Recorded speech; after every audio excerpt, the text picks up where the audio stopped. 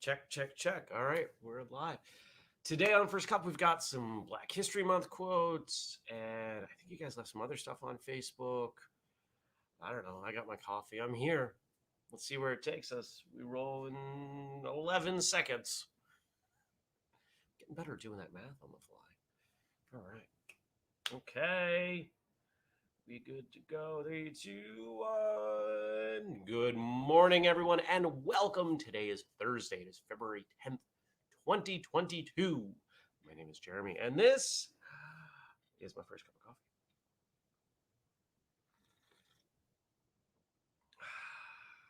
coffee. There we go. How are you? How was your Wednesday? How's your Thursday shaping up? Looking good today? I don't know. Let's find out. Good morning. Ray says, "Happy Friday Eve." I think we're Ray's mind's at. Good morning to all of you, whether you're watching live or later, maybe listening as a podcast. It's all good. Thanks for coming by. It's Thursday. There's a new episode of Martial Arts Radio out. What's today? What did we do? Oh, today, Kelly says, "What? No hoodie? Heat wave." You know what? I thought the same thing. We've had like 4 days in a row, maybe 3 days in a row, where I've woken up and it hasn't been bizarrely cold. Today, it's 32 degrees outside. Woo! And my house is actually warm. So, no need for a hoodie. Good morning, Jenny. Yeah, today's episode, we'll talk about that a little bit later, but I'm curious.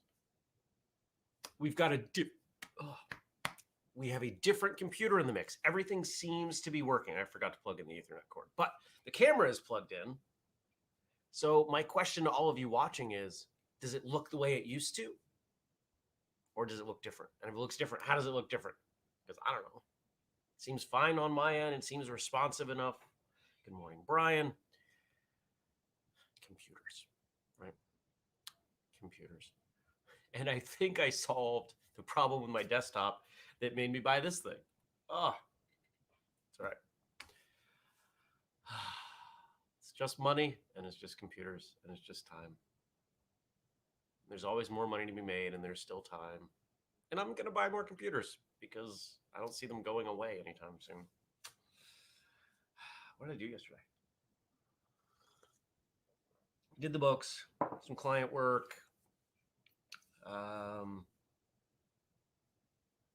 bunch of email. It got to a point where I was just so burnt. And I ran it to the bank and the post office, did some things. I was like, there's a stack of emails I really need to get to. I can't do them Friday because I'm traveling.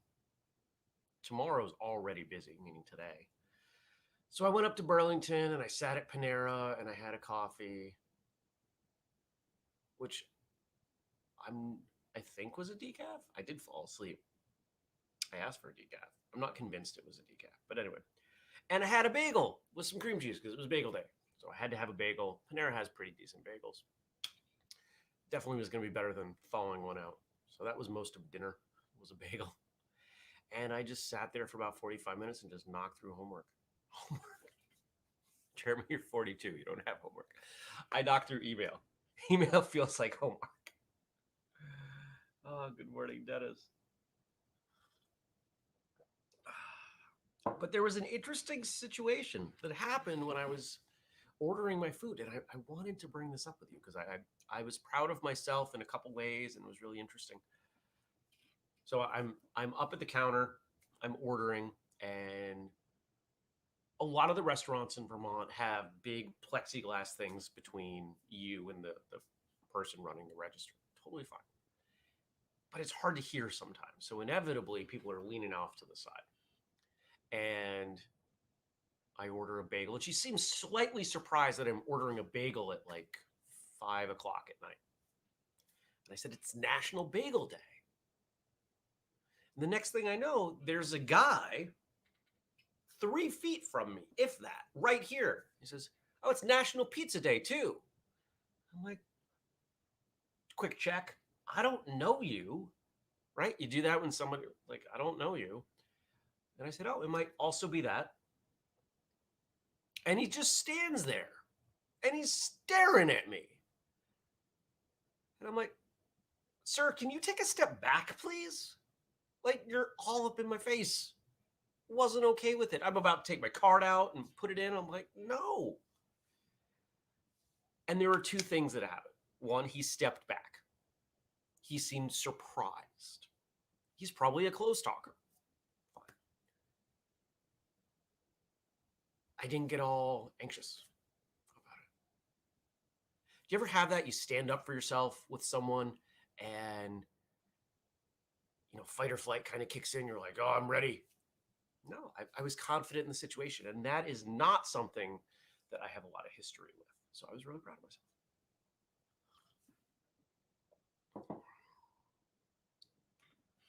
Ray says, Sarah and I found a cool bagel place in Queensbury yesterday. That's awesome. Jenny says, I found a recipe for bagels using almond flour, but didn't have time to make them yesterday. I'm going to celebrate today instead. That's awesome. Then it says, the Bagel Factory in Binghamton, New York. OMG. We love our bagels. Bagels are pretty solid. Have I told you my bagel theory? And I think I've actually solved this one. But so bagels, they're boiled and baked. Imagine just a boiled bagel. Imagine not baking it. It'd be pretty terrible, right? It would just be, but you bake it and it gets better. Well, you toast a bagel then and it gets even better. What if you fried a bagel? But that's what my French toast is. Bagel French toast. And it is pretty remarkable. I used to say that if you figured out a way to fry a bagel, to deep it, and really what I was envisioning was deep frying a bagel, is that it would open up a portal to another universe because it would be that good. I have not deep fried a bagel, but I'd kind of like to, in the way that they do fried dough, fried bagel dough. If you want to open a food truck, you can run with that. If you want to open a nacho food truck, I've got the business plan all worked out. I've got the website. I've got all of it. I just don't have the time.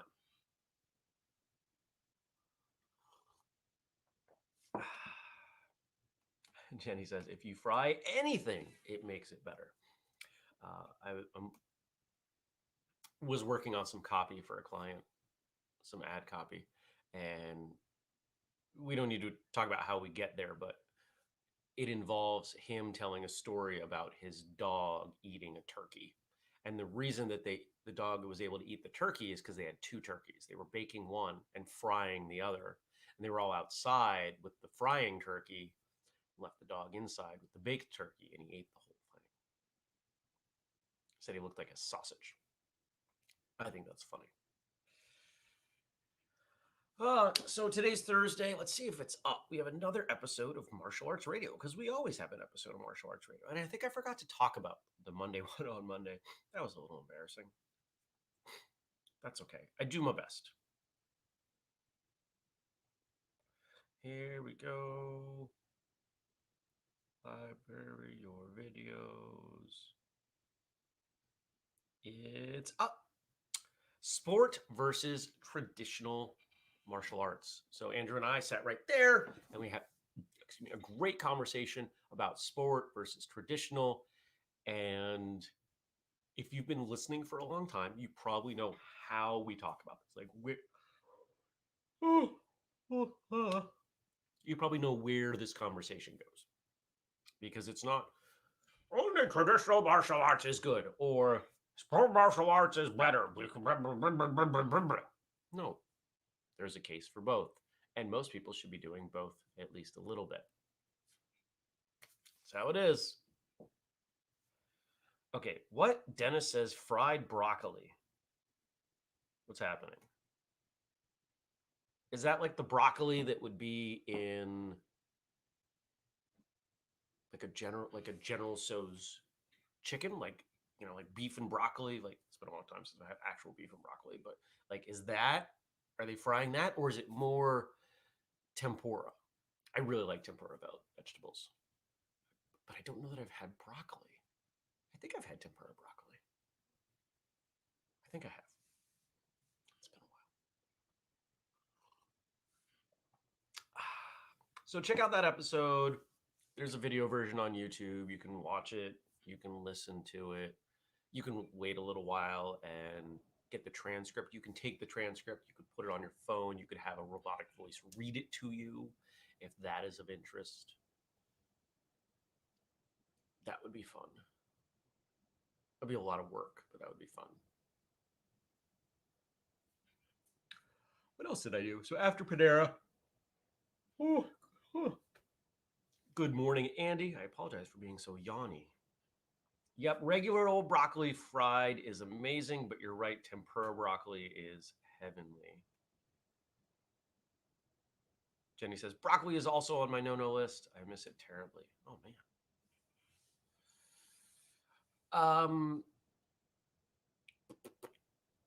What was it? Oh, so after Panera, I was like, what else am I gonna do up here? And I wasn't feeling like going to the gym. I wasn't feeling it. You ever have those days? You're like, I'm just not gonna work out today. I'm not gonna train. I'm not. And I did a tiny little bit. I did some forms around here, but it was a challenging day. I am. There was stuff on my shoulders. So I went to REI. For those of you who may not know, it's an outdoor store, and I was like, oh, is there stuff to bring on my vacation? I walked around and I was like, have it, have it, have it, have better versions of it, have it, have it, have it. This is all winter clothes. I'm going tropical. Have it, have it. Oh, I'm back at the front of the store. Bye. I don't need anything. It's a really interesting place to be. To go shopping and then just like not need anything. And not even really want anything. Like there's better versions of things that I have, but they cost a lot of money. It's just not worth spending the money.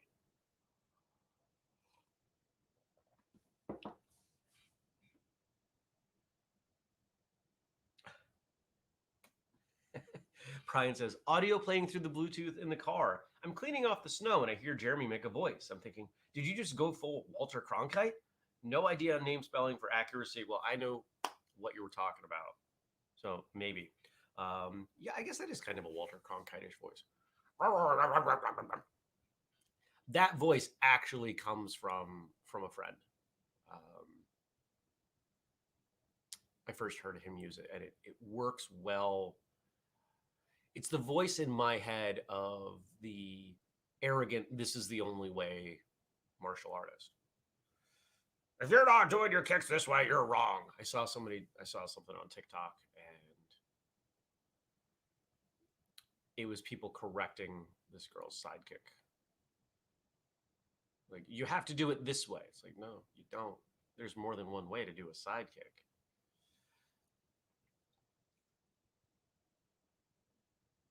I don't know that I'm going to keep posting on TikTok. It's toxic. Even the people that I was following that I liked have become toxic. You know why? Because they figure out if they stir the pot, they get more attention.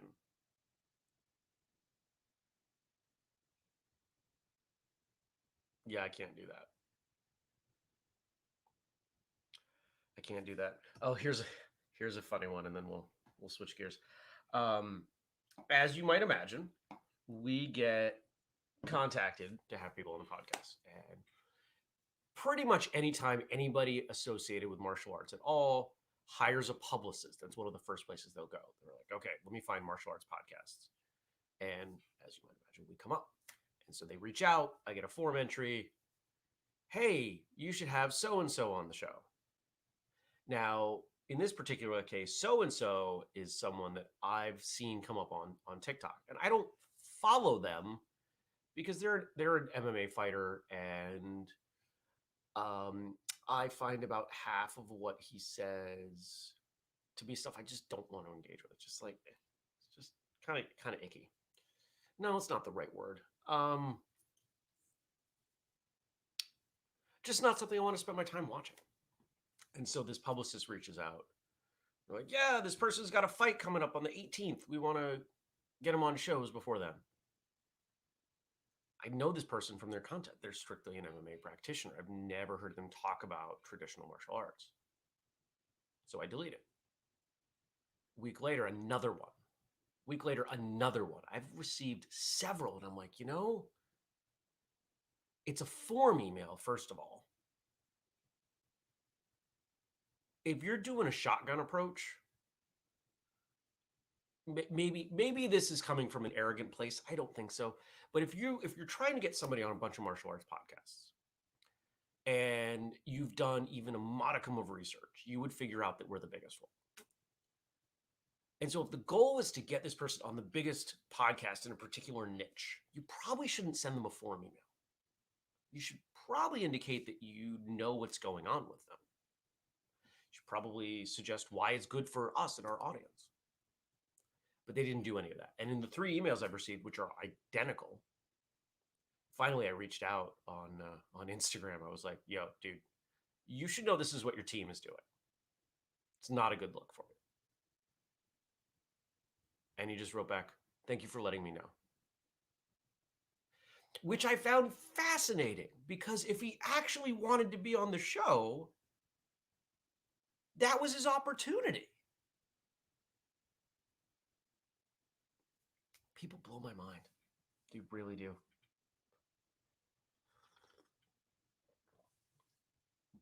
Oh, thank you, Dennis. Dennis says biggest and best. Well, I appreciate it.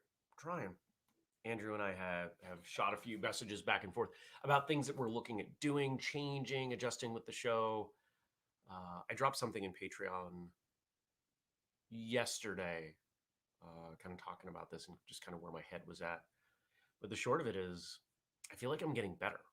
And how do we leverage that? How does my skill, how does my quality as an interviewer lead to what we do with the show? And one of the things we're talking a lot about right now is how do we handle video? I recorded all 3 episodes on Tuesday in video. What do we do with that? Because we have to balance the work that goes into that. It takes Julia's time. It takes more time to work with a video than audio. And it's not a small amount difference. Files are much larger. Everything just takes more. So I try to be respectful of that. We do the Thursday episodes in video because we know you're going to get a better result consuming that content in video because Andrew and I are in the same room. There's an energy when we do that. But for a guest, we're not in the same room. Does the video add a lot to it? Now, in one case, there was one of the episodes that we did Tuesday. The guest was animated, not in like a flighty way, but just like gesticulated. And I thought it added a lot. And so we may release that one in video on Patreon. We're talking about that. And that'll happen soon. We will talk about that soon. What's going on today? Meeting. Oh, school owners mastermind is today. We have another school owner joining, so we're up to 3. So that's super cool. I am pumped for this. I think this is a big thing that could grow for us. So anybody out there who's a school owner, if you want to become part of the cheapest martial arts school mastermind, you can write it off. It's a business expense. Go join the Patreon at $50 an hour.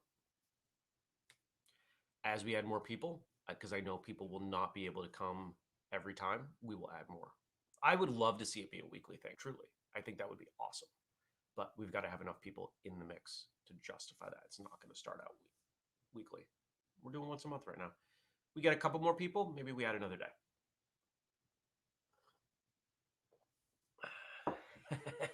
Kelly says, yes, masterminds unite. So, yeah, there we go. So we got that. That's at 9. Having lunch with a friend who I haven't seen in a little while. He lives, actually, Kelly lives over by you. Works for Naylor and Breen. But he's going to be over this way doing some work, and we're going to grab lunch. So that'll be fun. And then I do more work. I don't know what work, but more work. We'll see what happens. Tomorrow, we're supposed to have a photo shoot tomorrow. Not going to happen. But that does create an opportunity maybe for a little bit of work tomorrow. So maybe I'll get more done than I thought I was going to. Well, it's time. Let's switch. Let's switch gears. So Frank gave us some stuff. Did anybody else leave anything? Let me check that first. Uh, Thursday. Refresh the page. I didn't get that. Coffee is good. I'm almost out of this Costa Rican coffee, which is going to make me really sad. And I'm wondering what the coffee situation in Belize is going to be, because they're around all of these places, but it's a jungle, so they're not growing their own coffee. My understanding. I thought about going back to the Galapagos so I could get more coffee, but that is a complicated trip and not one I'm doing in 7 days. That's you need 2 weeks to make that happen. Okay, Dennis has something. Oh, and I missed yesterday's from Josh. Man, what a jerk I am. Okay. Well, we're going long today because I don't want to leave anybody hanging. So let's start with what Frank gave us. Thank you as always to Frank. All right, here we go. Today we take another look at Black History Month. First quote: "Be fluid. Treat each project differently. Be water, man. The best style is no style because styles can be figured out. And when you have no style, they can't figure you out." Jay-Z. Um, if you're not spun up on hip hop culture, especially early days of hip hop, it was very much rooted in martial arts culture. What title did the very early DJs and MCs use, especially in the New York scene? Grandmaster, Grandmaster Flash, Grandmaster Kaz, right?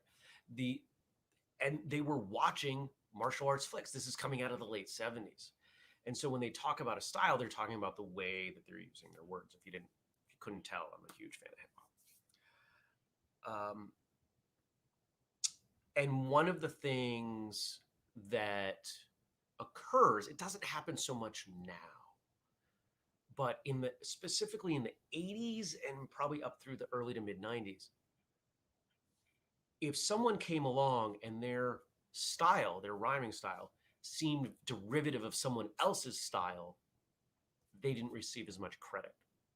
And I would imagine if we go way back in martial arts, if we went back to the 20s and we went to Okinawa, we would probably find people who were intentionally differentiating solely to be different. Now, whether or not we're training in some of those styles, now, I don't know.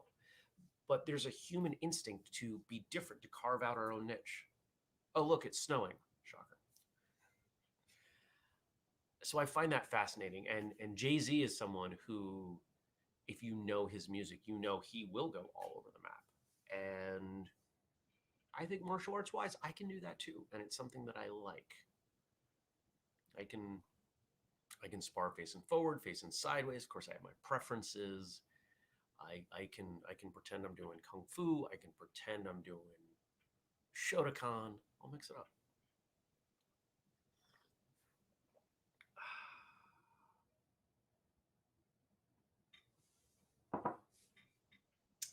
Okay.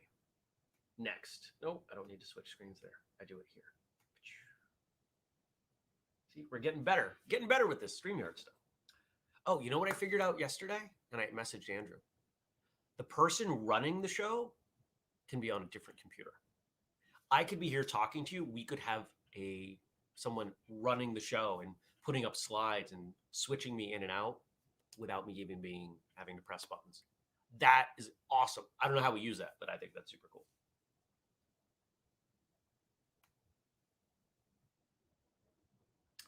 Oh, I can't see from there.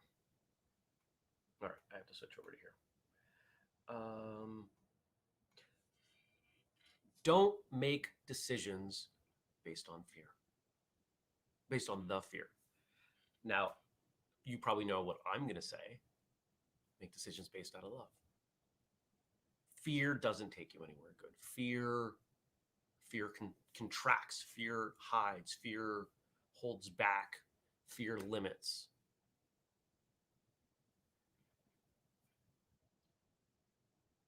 We owe it to ourselves and to everyone else to be the best version we can, right? That doesn't come out of fear. Nobody leveraged fear to become the best version of themselves. Love. Yes, love is vulnerable. There will be mistakes. There is pain. It happens. It is going to happen. It's going to keep happening, but you have to trust that it's worth it.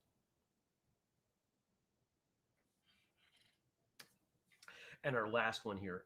A wise man told me, don't argue with fools, because people from a distance can't tell who is who. It's actually a line from one of his songs. So much arguing.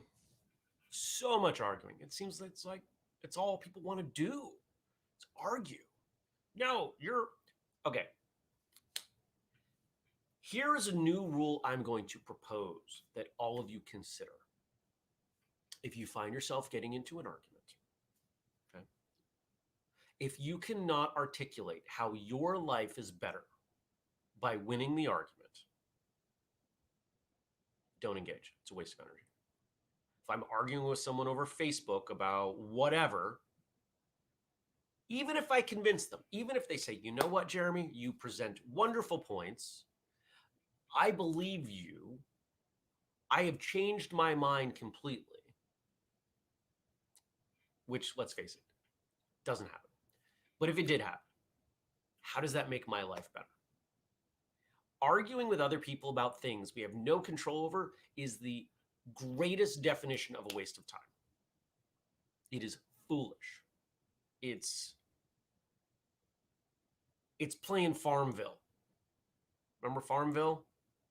You could go grow some real carrots, or you could grow pretend carrots. One of those is a waste of time. All right.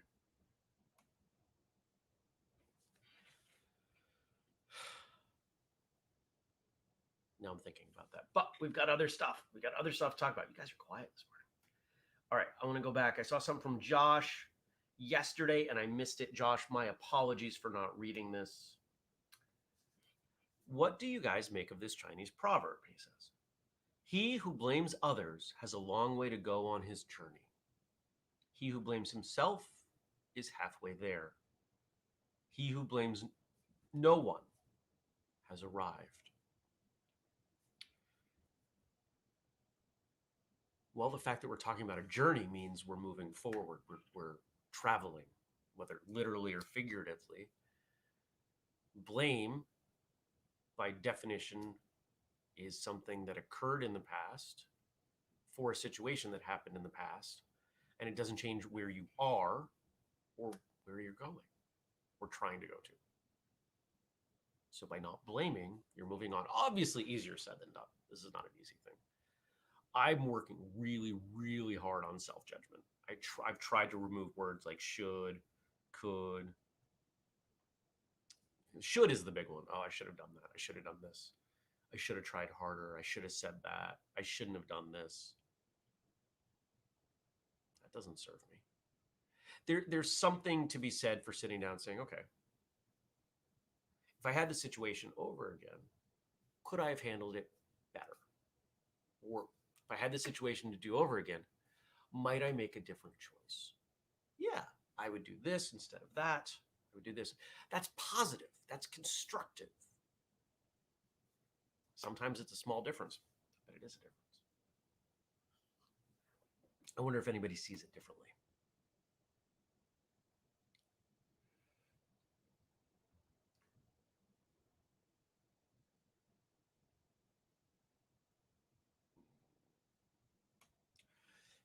Ray says, arguing with someone is like Hilda got coal with the intent of throwing it at another. I'm guessing that's a voice to text error. Holding a hot coal with the intent of throwing it at another, you both get burned. Yeah. I like these proverbs. You know, it's interesting that when you take something like this that is who knows how old, it still applies. Humanity is still essentially the same. We still suffer from the same problems. Maybe we don't have war as frequently. Maybe we don't lack for food as frequently, but our interpersonal relationships are still strained. We still have challenges. I can only imagine what Confucius, etc., would have said about the overwhelming volume of connection that we have because of the internet. If we struggled back then with connecting with a few people, and now we have the same amount of energy to apply to a bunch of people, it gets diluted. Relationships suffer. And there's some science that shows this, that the quality of our not science, research that shows the quality of our relationships has deteriorated, which I find interesting, but not surprising.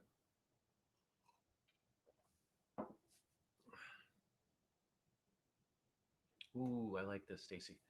A friend used to have this hanging on her fridge. I will not should myself to death. Yeah. You know the worst shoulds? The ones that are in someone else's voice. For a lot of us, it's a parent. You hear a parent's voice. You should have done this. You should have done that. A spouse, an ex, a friend, a former friend. I hope if you ever hear my voice in your head, it's positive, kind. I hope it's the mental version of a hug. And what was the other thing? Here we go. So Dennis asks, what is your favorite kata and why? That said, if you could make one change to your favorite kata, what would you change? Favorite is so interesting because it changes. The one that I've done in competition pretty much forever is Kusanku. It's a slight adaptation to the Ishinru version of Kusanku, which, if you don't know that form, it's in the family with Kanku, Kankusho, Kankudai, Kusanku. They're all in there. I made a couple changes. There are a couple turns in that version that I don't like the angle of the turn, and balance was difficult, especially back when I was a teenager. So I made some modifications there.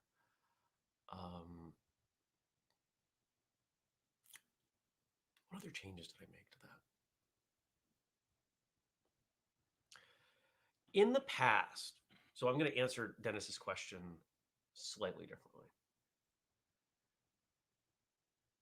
When I look at a form, in the past I used to think, oh, this part is dumb, this part is dumb. I would do this here, I would do that here. That would make it better. But now I don't think that's the point.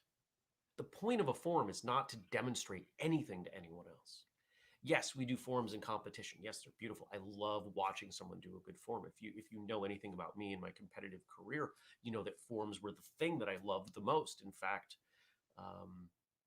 if you ever notice my license plate, there's an alter ego that is rooted in my competitive success with forums and my love for forums and even demonstrating. But I've come to look at them differently. It is especially those parts that you don't like that warrant the most time. If I struggled making that turn and it threw me off balance, that's where I needed to spend time. Why was it putting me off balance? To understand it, to unpack it and go deeper. Okay, so is there a way I can do this that is more efficient, that holds truer to the parameters of the forum that's been presented to me, so I can develop within these figurative walls? How do we learn? We learn under conditions. No one goes to school and they just say, okay, we're going to learn everything at once. No, even when you're young, it's okay, we're going to work on math now. And not just any math. You're not throwing calculus at 5-year-olds. you're going over specific things. There are parameters here. If you're listening, I'm drawing a box with my fingers. The form is also parameters. You are working on those things in that context because you can't work on everything with no context. The more specific you work on something, the more specific the output. And I hope that makes sense. So anybody who knows ITF Taekwondo, Stacy says, the freaking W blocks in Toigi. Now, I spent years hating them because they are, I will say this confidently, they're presented wrong. The application that was taught to me, that I see everyone else teaching, is just wrong because it's super dumb and nobody would ever do it. But I think there are two things in there. So if you don't know, W block is basically two inside block. It's really an inside block and an outside block, depending on how you're rotating, right?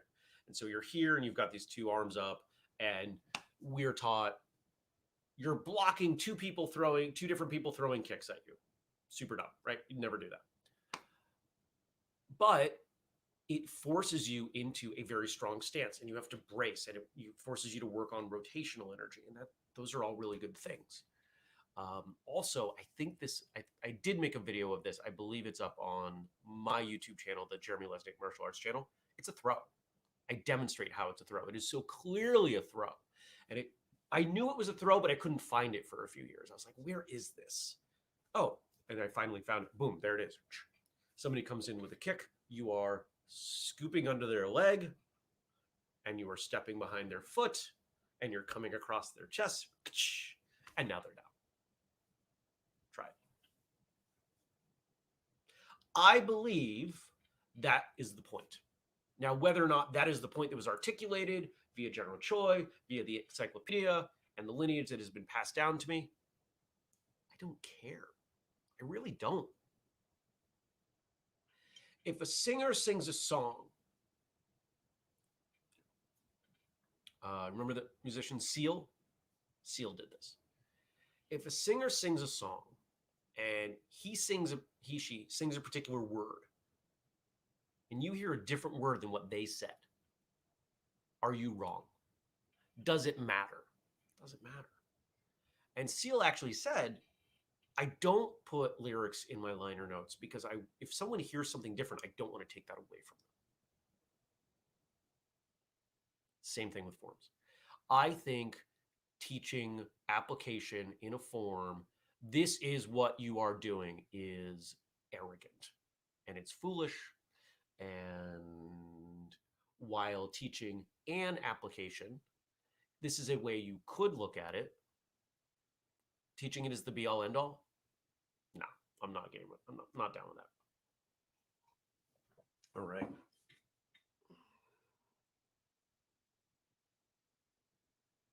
Oh, thank you, Stacey. Kelly says, "Oh, I was taught and teach it's against a staff attack." I think that creates a great visual.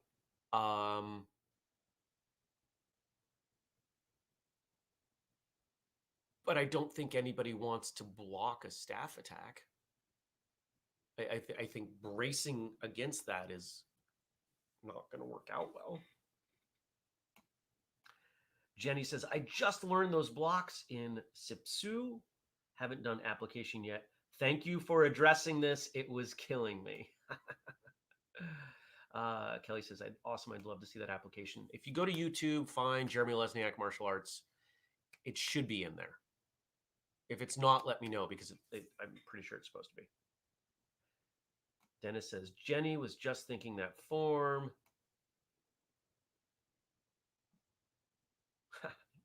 And she says, want versus need, two different things. Well, this was a fun episode. We went all over the place. I love it. I love going all over the place. Great questions. Thank you, Dennis, for giving me the opportunity to rant about forms and application and the way martial arts is taught. These are things I spend a lot of time thinking about, truly. whether it's before a show, after a show, during a show, this show, Martial Arts Radio. And I want you to know that part of the reason that I'm moving forward with opening a school, which is taking some time. I mean, it's not this is not a quick thing because I have a lot of conditions, is to implement a lot of these things that I think about and to test some of these theories that if a school is operated with certain parameters, there it is again, that it not only doesn't limit progress of students, but actually enhances it. I have a theory that if I apply these things that I'm looking at, I can get someone to black belt level skill in half the time. I truly believe that. And that's what we're going to work